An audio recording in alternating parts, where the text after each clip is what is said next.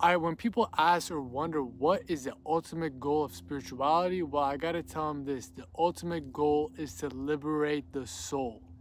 Let me say that again: the ultimate goal is to liberate the soul. So let's break this bitch down. Now, I don't want to put spirituality in one box. It could be religion, it could be other practices, it could just be whatever you make out of it.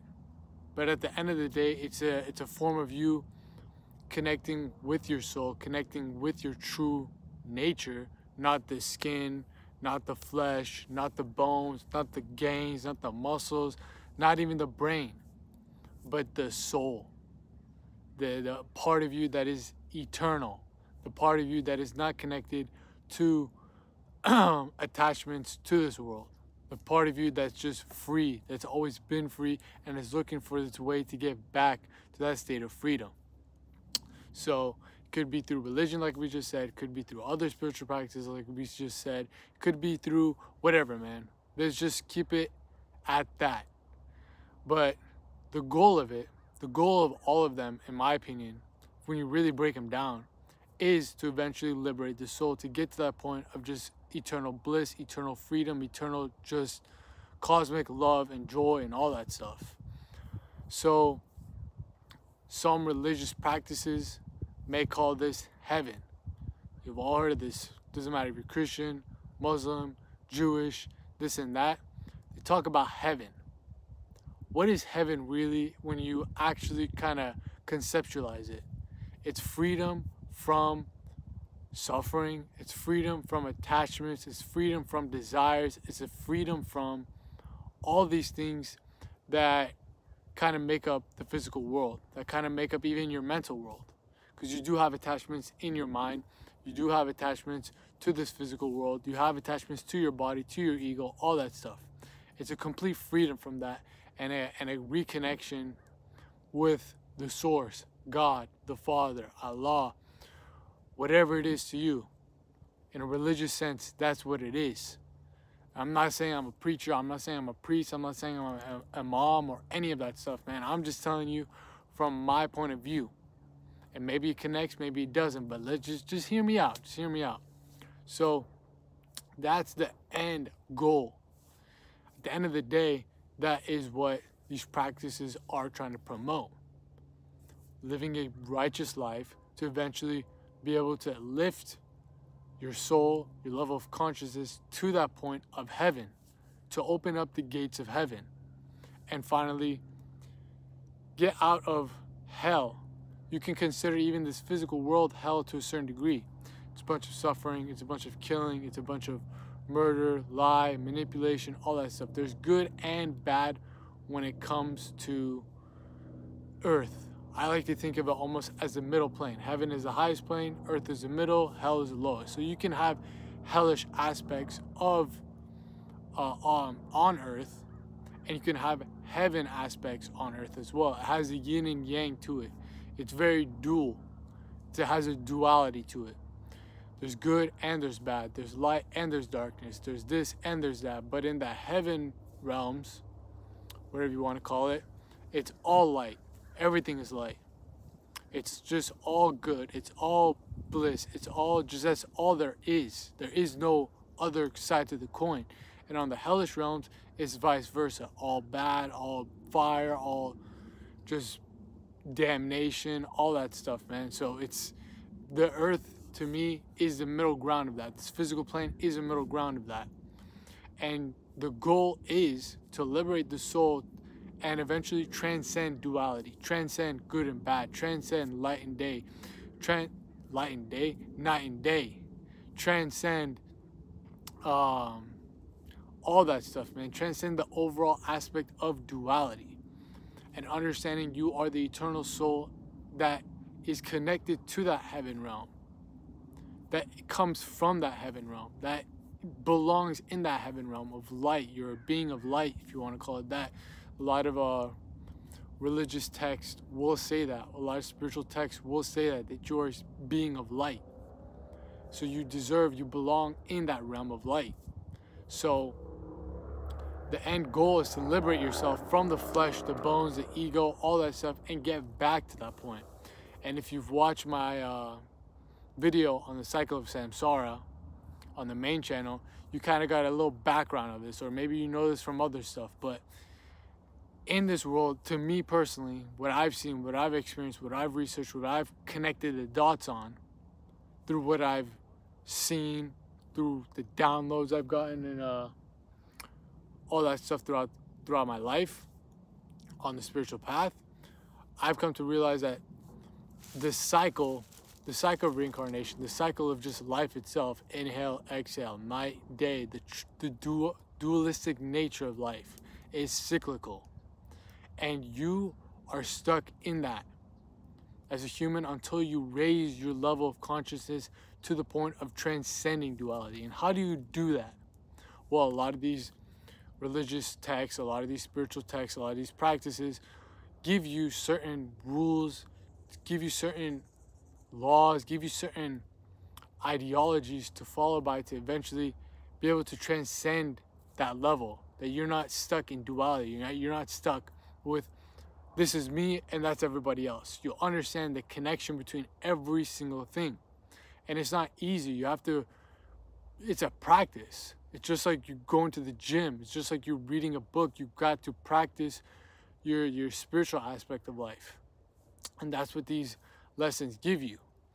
At the end of the day, that is its goal. It's not telling you that if you just do this only for the fact of I need to get to heaven, fuck everything else, I'm just gonna do this so I ensure my ticket to heaven. Yeah, maybe it might work. I don't know. I ain't dead yet. I might have been dead before. I don't have the memory or the understanding of it. But maybe that works. I don't know. But what I'm telling you is, to me, from what I've researched and all this stuff, it seems as if you actually detach from the material, detach from the physical, not detach, but you have to detach to transcend. And it detach in the sense of like you don't identify yourself as this body. You don't identify yourself as being a human. You understand the true nature, the true essence of yourself, the eternal self, the soul, the Atman, whatever you want to call it. You understand that. And when you understand that, you start to create a little bit of distance, some separation from everything in life. You don't cling on to everything so tight. You don't cling on to money so tight. You don't cling on to your ego so tight. You don't cling on to situations and emotions and this and that. You understand that everything is going in accordance to a flow of life, and you just are a part of it. You either got to learn how to surf the wave, or you're gonna fucking learn how to drown. It's just this or that, bro. In the dualistic nature of life, either you learn to ride the wave, or you're just gonna sit back and drown. So when you understand that, and you start transcending above that, you liberate your soul out of the cycle of happiness, suffering, life, death, inhale, exhale, night, day, left, right. You completely just rise above the rhythmic swings of life. Go back and watch my 7 universal laws video if you haven't yet. The Hermetic teachings also preach about this. You transcend above that, so these type of things don't affect you. So when it's your time to go, you don't have any desires, you don't have any attachments, you don't have any missions or duties that you have to do, and then you transcend back to that state of oneness with everything. You go back to the source, you go back to whatever it is that you want to call it, heaven, like we just said before. You call it nirvana, you can call it samadhi, turiya, whatever you want to call it, bro. I'm just trying to give you all of it all at once, because that's what I like to study when it comes to spirituality. I like to take every single piece from every single part and kind of mesh it all in together and connect the dots, because they all, at the end of the day, like I said, come back to a certain teaching, which is the certain goal, which is to liberate the soul. At the end of the day, that's what it is. And I don't care if you want to debate me on that. If you really take your ego out of the equation and you look at whatever faith that is that you're following to its core principles, you're gonna notice that what I'm saying is the facts. But coming back to the whole idea of the cyclical nature of life, you can even consider hell to be just keep spinning around, spinning around, spinning around, spinning around on this cycle of reincarnation, on this cycle of life and death, on this cycle of duality, because that's what it is at the end of the day. It's a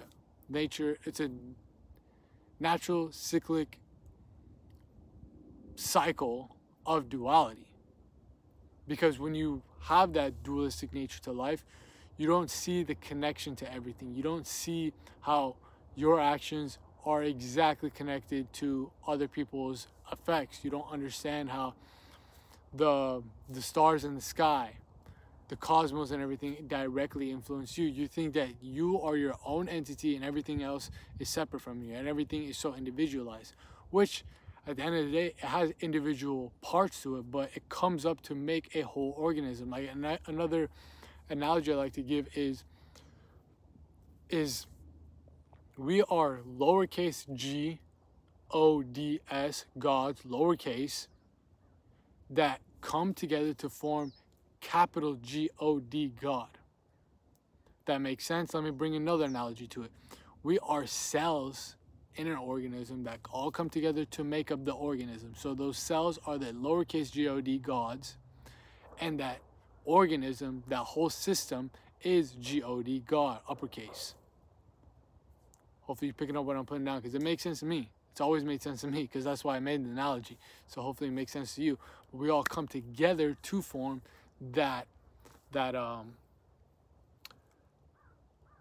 cosmic just consciousness of everything in the world, because God is everything. It is light, it is dark, it is happiness, it is sadness, it is us to a certain degree. Now a cell cannot make up an organism itself, but when you put all these different aspects of life all together, it makes up the organism. So this kind of ties back into how I think the Bible says how man was created in the image of God, a part of it, not God itself. So it's an image, a piece, and it all comes together to form the eventual picture, if you dig what I'm saying. So when you're on the spiritual path, when you're getting into spirituality, maybe you just come across spirituality from this video, I don't know. You got to realize that that is the end goal, that is the end destination, and thinking of it even in the sense of an end destination brings it into a dualistic nature. So you think that there's a start and there's an end, but you already are that deep down. You already are that soul liberated, but you got to do certain things to kind of unlock it. You got to fulfill your certain mission, your certain goal, your certain purpose, your dharma, your divine just goals in life that you've been kind of implanted in since birth, and that you've had to accomplish, or you're going to keep going on this cycle over and over again. So that is what in essence is the spiritual path. That's what it takes you to. It takes you to your drive, your purpose, your passions, because there's certain desires in life that you kind of like have to understand that there's materialistic desires, there's physical desires, there's lustful desires, there's family desires, there's this and that, but there's also divine desires. You want to know the secrets of the universe. You want to become the best version of yourself in all aspects of life, mentally, physically, and spiritually. You want to you want to fulfill your karmic duties, your divine duties, your dharmic duties, whatever you want to call it, to eventually kind of wipe everything clean, so you're ready to raise up your level of consciousness, so for when you pass on, you get onto those next realms. That is a different desire than I want a fucking new whip, I want a new Lambo, I want these new pair of shoes, I want the baddest girls in the world, I want this house, I want this family, I want to live here, I want to go there. Those are different desires than divine desires. Those divine desires are there for a reason. It's always been there, even from childhood. From childhood, the God, the universe, whatever you want to call it, implants you with certain desires, certain traits that connect together. You want to do this, and it's giving you certain traits to do that. You got to figure that out, put it up together, and in a way where it benefits everybody else too. It benefits the collective consciousness of the world, because that's what we're here to do at the end of the day. Raise up the level of consciousness through our own means. My means, what I've known so far, is through speaking, is through researching, is through giving out education, entertainment, and enlightenment through this YouTube platform. And I'm going to expand it to other different avenues through my innate desires, divine desires, if you want to call it, to understand how I can become the best version of myself mentally, physically, and spiritually. That's something that was kind of implanted with me from birth. I've always wanted to become the best version of myself, physically especially. I always wanted to become the best athlete. I always wanted to become the most like cerebrally understand of like the game of basketball, this and that. Then it transitioned into other stuff when it comes to psychology, when it comes to becoming kind of bulletproof mentally. Then the spiritual aspects, you kind of get the point. So those things were actually implemented into me from birth. The other things are kind of nurtured into me through my environment. I want this car because that guy's got that car. I want this job because that guy's got this job. I want this type of house because that guy's got this type of house. All that stuff. That's kind of deterring my consciousness from the real mission, the real divine desires that really bring me a sense of fulfillment, joy, bliss, and it gets me closer and closer and closer to that point of liberation. So what is that for you? I do not know, because right now it's not going to be an easy thing to answer. Even if you got on a coaching consultation call with me, you become one of my clients, it's not easy to just answer it off rip. You kind of have to peel back the layers of those things I just said that are distracting you from that main thing. And once you do that, you'll get clues, you'll get hints, you'll get flashbacks, you'll get memories of what that is. Then when you do that, you slowly figure out other techniques, other practices, other ways of philosophies, religions, whatever, this and that kind of help you dig a little bit deeper. It acts as another tool. To me, that's how I looked at all the religions and spiritual practices. They're tools for me to get to my core essence. Maybe I use this shovel of Christianity and the Bible for the base layer. When I get to some harder surfaces like rock, maybe I got to use a pickaxe from Hinduism. Chop it, chop it, chop it. Then I get into some other type of substance. I got to use one of those jackhammers of fucking, I don't know, the Kabbalah. Okay, next thing. You got to use these as tools if you're not committed to one faith. And if you are, cool, man. That is your eternal tool. It's a Swiss Army knife for you, I guess. You got all the different gadgets in there. To me, I'm going to use it my own way. Maybe you like my way. You want to go for it, comment down below if you think that kind of makes sense. But yeah, man, you got to use these tools as what they're meant for, to help you uncover your true nature, to help you uncover how to actually liberate the soul at the end of the day. Because Hinduism got its own way, Christianity got its own way, Islam got its own way, all the esoteric and occult teachings got their own way, this and that. You don't want to, especially if you're not committed to one faith, want to box yourself into one corner and say, this is the only way because this is what I heard first.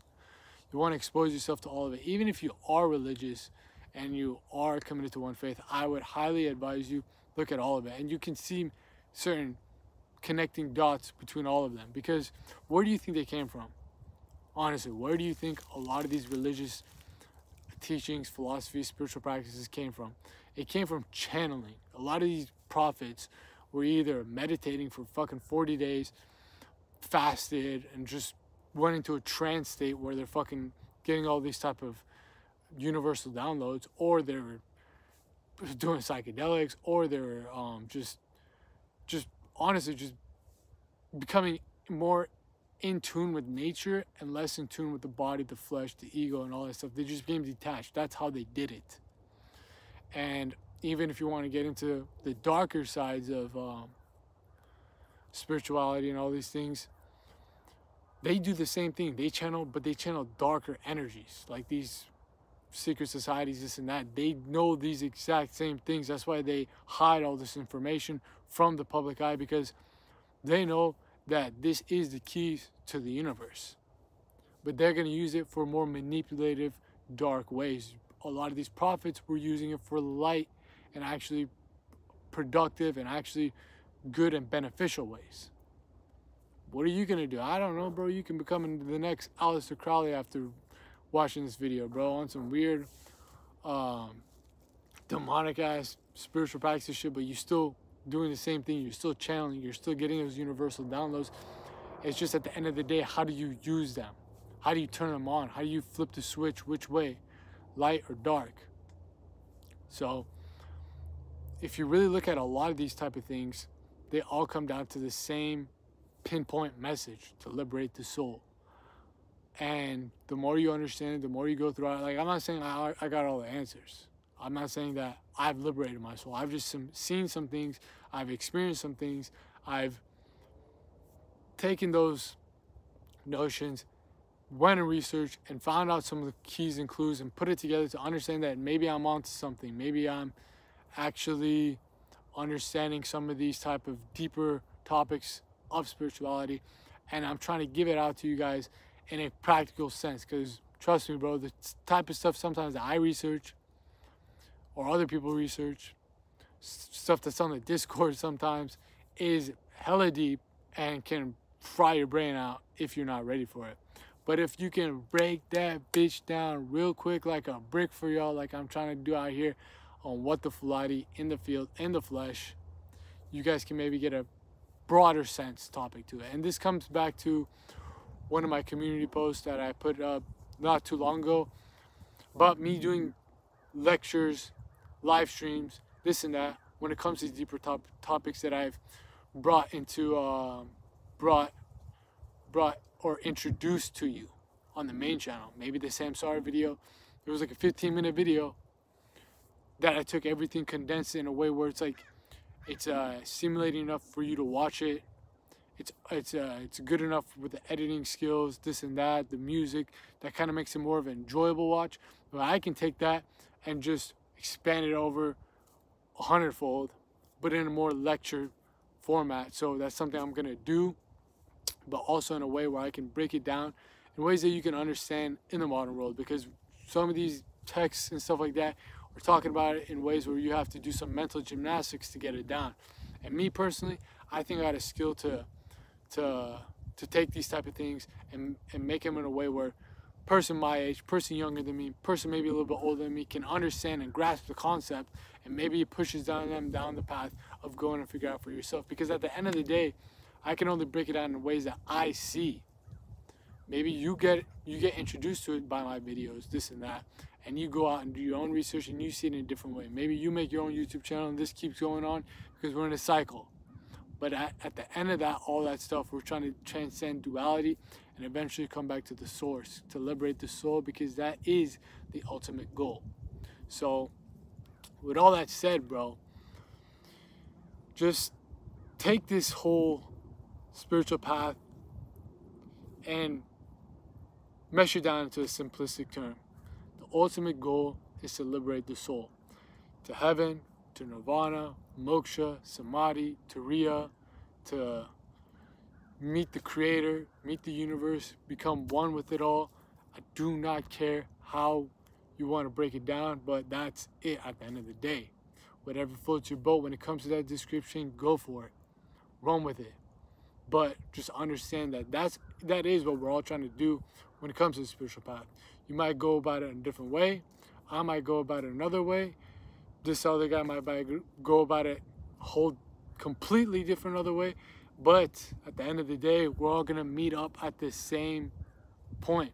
It's like streams of a lake or a river or like a mountaintop. You know, when it rains, it goes down into different streams, different ways, different philosophies, different spiritual practices, different religions.